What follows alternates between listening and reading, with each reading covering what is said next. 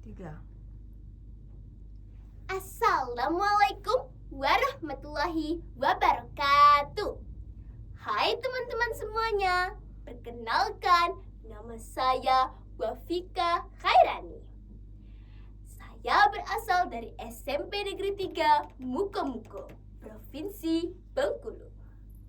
Pada kesempatan kali ini, saya akan menceritakan suatu dongeng yang berjudul Bujang Awang Tabuang. Cerita ini berasal dari cerita rakyat Bengkulu.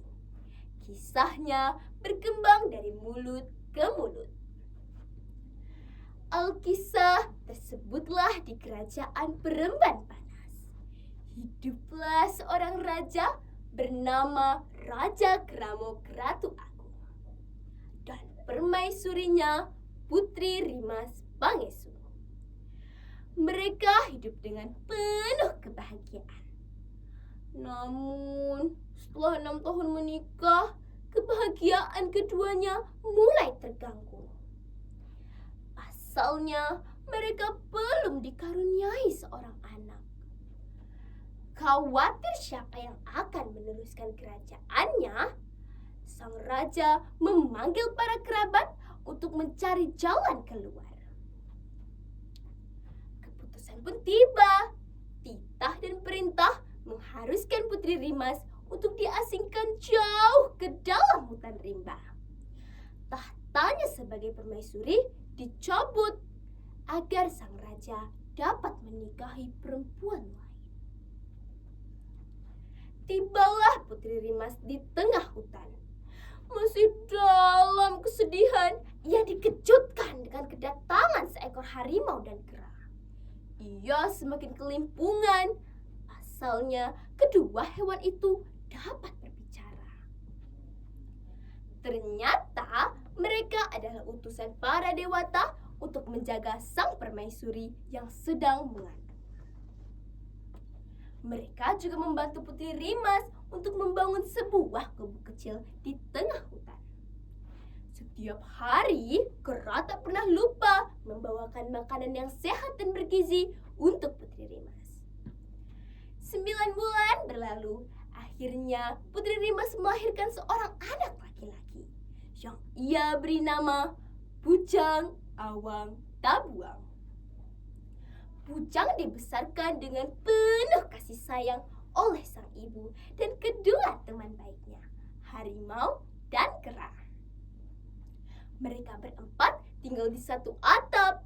Setiap hari, Bujang selalu bangun pagi dan melakukan olahraga bela diri. Tahun berganti tahun, akhirnya Bujang pun tumbuh dan beranjak remaja dengan sehat, kuat, dan tampan. Berkat belajar keras dan didikan dari sang ibu, ia berhasil memiliki kesaktian.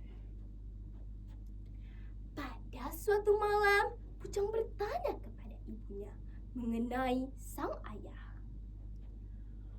"Bu, siapakah ayahku sebenarnya?" Mendengar hal itu, sang ibu memberitahu.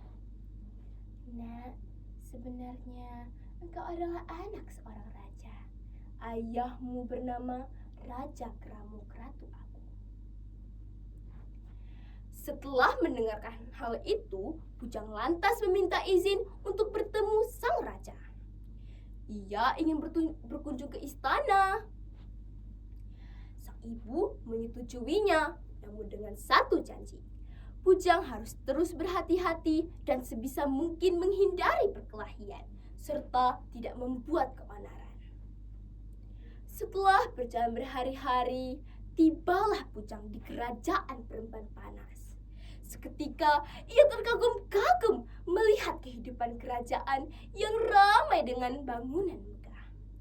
Ia langsung melangkah masuk ke dalam istana, melewati deretan para pengawal gerbang. Melihat aksinya, para pengawal bergegas menghampiri dan menghentikannya. Bujang menyampaikan kehendaknya untuk bertemu sang pemimpin, yakni Raja Kramo. Tentu saja para pengawal tak mengizinkannya. Namun bujang tetap memaksa hingga perkelahian antara bujang dan para pengawal tak dapat dihindarkan. Pertarungan itu berlangsung cukup lama sampai akhirnya bujang dapat mengalahkan para pengawal. Selesai berkelahi, bujang pun tertidur di bawah pohon. Sesungguhnya ia masih merasa lelah karena telah berjalan berhari-hari dari hutan.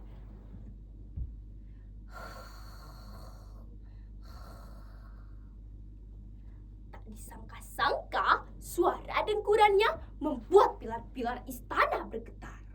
Seluruh penghuni istana kerajaan bergegas keluar istana, mengira adanya gempa bumi.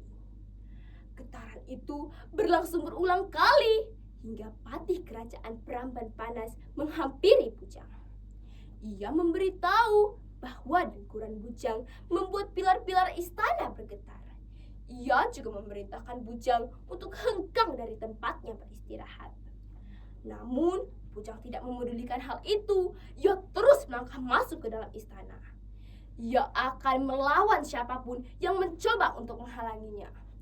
Hingga ia tidak sadar melawan Raja Kramo, ayah yang ingin ia temui. Pertarungan itu berlangsung sangat seru karena akhirnya bujang menemukan lawan yang dapat menandingi kesaktiannya. Tidak ada tanda-tanda siapa yang akan menang. Akhirnya Raja Kramo menyudahi pertarungan itu. Ketika tahu bahwa ia sedang bertarung melawan Raja Kramo, bujang langsung meminta maaf.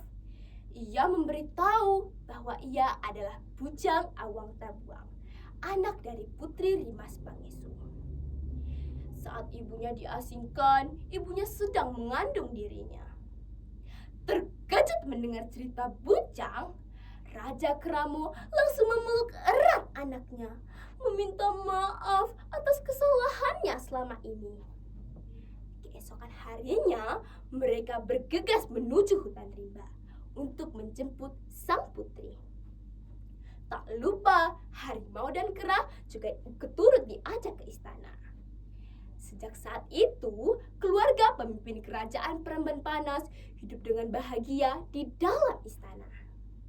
Nah, teman-teman, bagaimana ceritanya? Seru bukan?